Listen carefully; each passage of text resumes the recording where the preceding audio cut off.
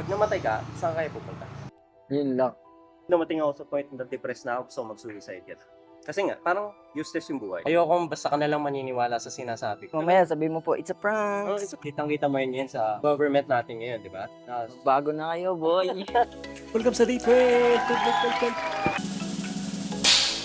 Giveaway 3 small items and have short conversation. Wow! Ganun tayo magbibigay, guys. So, let's see what we can do! Woo! Guys, nakuha ko na ang ating bibigay. Hanapin na natin sila. Kuya, busy po ba kayo? Nagbi-video kasi ko. Kailangan ko lang po ng kakausapin. Ang gagawin ko is kailangan ko magbigay ng isang bagay dun sa kakausap. And then, pag tinanggap, mag-uusap lang po tayo. Yung normal na pag-uusap, pwede po bang malaman ng name nyo? Armando. Hello po. Hey guys, yan. Hello po. Ito si Kuya Armando.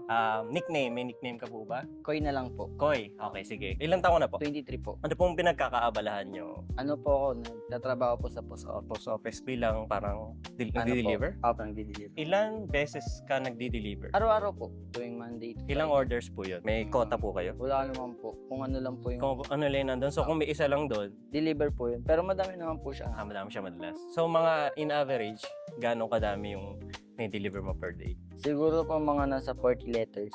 Wala ka pa nakita na parang iro, ganun. Wala naman. Wala, wala nang love letter ngayon. Wala po. Wala naman. Love letter ngayon. Sir, Sa work niyo po ngayon, paano kayo nakapag-apply, ganun? ta kakilala. Backer, ganun. Opo, backer lang. Pag government, sa Pasig kayo? Opo, Okay. dito lang po. Naisip mo ba sa buhay mo magiging kartero ka? Hindi po. Ano iniisip mo pag tungtong mo ng 20? Pag lagpas ko po ng 20 siguro, ano po ako, mekaniko. Nag-aral ka ng mga vocational? Okay. Patungkol saan? Anong mekaniko? Ano ta, mga kotse. Sakaling papalarin ka na mag-iibang bansa, ano yung gusto mong bansa na pupuntahan? Japan po. Japan. Opo. Bakit? Sobrang ganda ng ano nila pagdating sa mga kotse. Sa bagay, mga Toyota, mga matatibay, no? Opo. Nung bata ka ba, yun na agad yung pangarap mo, parang magiging Opo, mekaniko? yun na po. Talaga? Opo. Bakit? May business ba kayo? Wala po. Ano lang po, siguro po na ano lang po ng mga kamag-anak namin nagbe-mekaniko. Galing, paano mo siya naisip na, ay, gusto ko itong gawin sa buhay ko? Dati po kasi di ba, meron mga movie na kagaya Fast Furious. Fast and Furious, Tapos Cars, gano'n. Dahil pa pong iba. Parang naano po ako, na-addict din po ako sa kotse. Tapos ngayon po, parang na-addict ako sa mga jeep. Bakit? Nagbablog po kasi ako ng jeep. Talaga? Okay. Anong channel Ano mo, po? kuya? Nakita na tayo na nagbablog din. Follow niyo din po to. Follow niya. Kailan ka nag-umpisa? January last. Wow, lupit mo naman. Anong naisip mo? Ba't ka nag-start mag-vlog? Siguro po naingkayat lang din po ng pinsan. Vlogger din yung pinsan mo. Yun po, mga nasa 70k plus. Paano yung Pasig lang din siya? Hindi po, Antipolo po kami. Antipolo ang bahay nyo. Okay. Tapos dito nagde-deliver ka lang talaga. Opo, pasok lang po trabaho. Anong oras ang pasok dyan sa... 8-5. So, yung content mo about saan? Hindi po, Iba-ibang jeep? Sa mga design ng jeep, gano'n. Yari po, lalo na yun yung mga magagandang jeep. Bakit ka nagpatuloy? Umabot ka ng isang taon, di ba?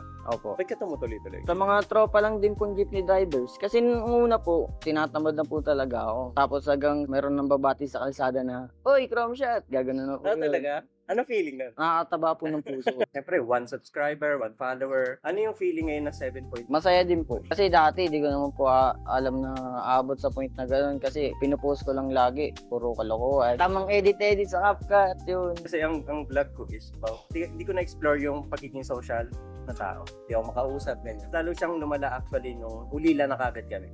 Parang 14 years old pa lang, naka-accident, ganyan. Tapos mamatay ng panganay namin 5 months after, namatay din yung mami. Yung tatay ko, una pa lang, parang 1 year old pa lang, wala. So, ganun yung nangyari. Parang nagkaroon ako ng trust issues sa mga tao. Naniniwala ka ba sa Diyos?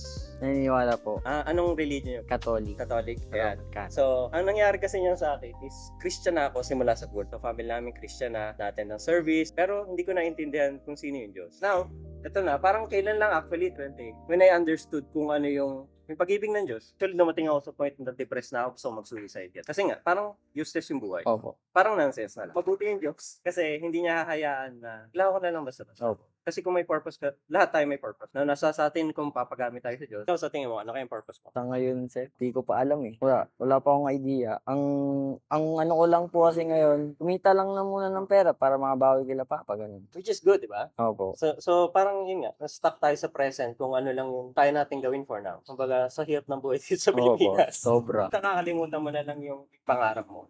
Kasi parang day to day, nagsusurvive lang tayo. Opo. Pero, alam mo, sabihin ko sa'yo yung purpose natin, pa tayo ginawa ng Diyos para papurihan siya. Kaso, yun nga, problema ni Adan at Eva, Kagulo sila. kumain sila ng pinagbabawal na prutas. So, simula nun, nagbunga na yung kasalanan. Kasi sumuwi sila sa Diyos.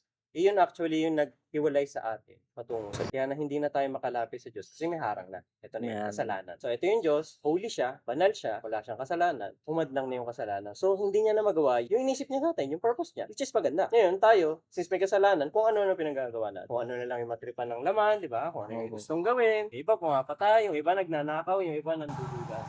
Kita mo yun sa Opo sa government natin ngayon, di ba? Bago na kayo, boy. May purpose ka sa buhay, hindi lang yung ngayon, Opo. survive ka. Kumikita lang. Pero, pag namatay ka, saan kayo pupunta? Yun lang. Kaya, Kasi, wag naman ngayon opo, pero, opo. nangyari, nag-decide na yung Diyos. Kailangan ko nang bawiin yung buhay na binigay ko sa'yo. Opo, ganun. Saan kaya tayo pupunta? Sa langit o sa lupa. May afterlife. Opo, yung sinasabi nila yung final Final judgment. Yes. Kumbaga, lahat tayo ginawa for a purpose. So, yung Diyos, hindi pwedeng mapagmahal lang siya. That's why, ang Diyos, may isa pa siyang karakter. Ayun siya. Just siya. Meaning, judge siya. Hmm. Kung may ginawa kang mali, may karapatang parusa yon. Di ba? Kung ikaw, sinabihan ng nanay mo, kaya nakabasag ka ng pinggan, hindi ka re-rewardan ng nanay mo, di ba? Na, ay anak, sige, ito pa, plato. na, kusag mo. Sa akin mo. Hindi ba para sa ka, di ba? Oo. In the same way, ganoon din yung Diyos. Ngayon, pag tinanong na kita, saan ka pupunta ngayon? You know that may mga nagagawa kang bagay. Opo. May Mali. mga kasalanan. O din, na nagagawa kong mali na hindi ko naman nakokontrol. Kaya pag-isip ka ng masama. Simpleng-simpleng ganun lang. Alam ng Diyos yun. Nakikita niya lahat Oo, eh. nakikita niya po lahat. So, ang punta natin lahat, automatically saan? Sa baba? Sa impyerno. May heaven or hell. Sinasabi sa Bible. Paano tayo makapunta sa langit? Kasi parang walang pag-asa eh, di ba? Oo, madami pong kasalanan. Daming kasalanan eh. May magandang pangako yun Diyos sa atin na paano ka makakasigurado na kung pupunta ka sa langit? Ano man mangyari? Kaya rin, mamaya, kunin na tayo. No, gusto mo bang malaman kung ano yung pangako ng Diyos? Ano po yun? Sabi niya sa John 3:16, For God so loved the world, He gave His only begotten Son, yung Son, Jesus. Yes. That whoever believes in Him should not perish, but have eternal life. Yung eternal life, yun yung sa langit. Kasi buhay sa impyerno, eternal damnation. Ang sabi sa Bible, parang nandun ka, lagi kang uhaw, sobrang init. Pero ni isang patak ng tubig, hindi ka pwedeng bigyan. Magdudusa ka lang lagi. All throughout your life. Isipin mo, gusto mo ba yan? Ayoko yun, sir. Diba? Ako din ayoko. Kaya salamat sa Diyos sa grasya at biyaya niya. Naintindihan ko yung pag-ibig niya. Ngayon, kaya ako siya sinishare ngayon. Gusto ko rin maligtas ka. Gusto ko rin maintindihan mo. Paano ba ako pupunta sa langit kung kukunin man ako ng grave? After whoever believes. Ano yung believe? Maniwala. Simple lang. Yun lang sinabi niya. Whoever believes should not perish, but have eternal life. Maniniwala ka lang na pinadala ng Diyos yung anak niya, Jesus. Jesus ka. May isa pa. John 14:6, sabi doon, Jesus is the way, the truth, and the life. No one can come to the Father except through Him. Kung maintindihan mo kung sino yung Diyos, Opo. ano yung pinadala niya, paano ka maliligtas ngayon? Ano ba yung ginawa ni Jesus? Nag-sacrifice. Yes, namatay siya sa krus. Opo. Namatay ba siya sa'yo nung mabuti na yung ginagawa mo? Hindi. Hindi. Namatay si Jesus no? Masama. Masama. Kasi kita niya na yung future. Opo. Kaya niya inako lahat. Ngayon, since inako niya yung kasalanan, ano mangyayari sa'yo? Maliligtas. Pag Kapag naniwala sa kanya. nasulat yung Biblia para makilala mo kung sino yung Diyos. Ang gusto ko hanapin mo yung katotohanan. Ayoko basta ka na lang maniniwala sa sinasabi ko. Bakit? Kasi posibleng nagluloko ka sa'yo, di ba? Kaya sabi mo po, it's a prank. Oh, it's a prank, di ba? Pag namatay ka ngayon, naniwala ka kay sa langit ka. Yun yung sinasabi mo. Whoever believes in me. Pero ngayon, sabihin natin hindi ka namatay, naniwala ka kay Jesus. Ano na gagawin? Aaralin mo yung Bible. Opo. Kasi you need to know what Jesus did. At yun yung gagawin mo. I want to ask you, do you want to believe in Jesus? Naniniwala po ako sa kanya. Na kaya niya po iligtas lahat ng tao. Sabihin natin, naniwala ka na kay Jesus. Mamamatay ka na 5 seconds, tapos gumagawa ka ng kasalanan. Ano mangyayari sa'yo? Sa langit ka ba o sa impyerno? Siguro po sa impyerno. Bakit? Kahit na siguro maniwala po ako, gumawa pa din ako sa lahat. Babalik ko sa'yo yung sinabi ni Jesus. Kung sino maniniwala sa akin, yun lang. Yung sinabi na, pag nagkasala ka 5 seconds after mo mamatay, pupunta ka sa impyerno. Hindi, sinasabi niya, maniwala ka lang, meron ka eternal life. Hindi dahil gumawa ka ng kasalanan, pero dahil inako niya na yung kasalanan mo, namatay siya, naniwala ka na, di ba? Sabi ng Diyos, it's a free gift, and dahil mahal kita. Kasi yun nga yung goal ko sa buhay, na I want people to know and understand that they can be saved. Through Jesus, may prayer dito sa likod. Sabi mo lang ngayon, Ako si Armando, nagtitiwala kay Yesu Cristo bilang aking Panginoon at tagapagligtas. At tinatanggap ko ang kaloob ng buhay na walang hanggan. Mula ngayon, susundin ko si Jesus habang buhay. natanggap mo yung statement na yan. tinatanggap naman, sir. Now, anong kailangan? Ito sinasabi ko. Ito kasing pinagkakaiba ng mga tao. Nakakala nila, kaya nilang i-earn yung salvation, kaya nilang kunin. Or madagdagan pa yung pagiging ligtas nila. Hindi na, ligtas ka na pag niniwala ko. Since ligtas ka na, kailangan magpatuloy tayo, di ba? Ang kailangan, manalangin sa Diyos, basahin ng araw-araw ang Biblia. May phone ka ba? Meron naman. May app nun, YouVersion.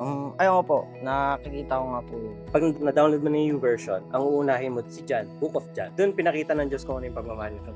Di ba yung sinasabi sa'yo, John 3:16, John 14:6, andun lahat siya. Doon mo maunawaan gano'ng kakamahal na Diyos. So, I want you to start there. Tapos, ayan, dumalo sa isang timbahang naniniwala sa Biblia. Naubos ko na yung oras mo. Okay lang po yun, habang po. Pero, siyempre dyan na natin tatapusin ang video. Guys, nakapag-share ulit tayo ng gospel sa ibang tao. And ayoko talaga ng small talk, guys. So, hindi natin nagawa yung challenge. Boo! Well, may reasons naman. Naubusan ako ng storage capacity. Binigay ko na lang sa kanya yung ibang chocolate coins. Yun lang, first time natin nakapag-interview ng isang vlogger. Thank you, Koy, kung nanonood ka. Ayan, friends namin sa FB. Kasi ano pa mga pwede natin gawin sa mga susunod na araw. Thank you sa mga nanonood. Thank you sa mga supporter ko. Keep on improving, guys. Let's go. See you on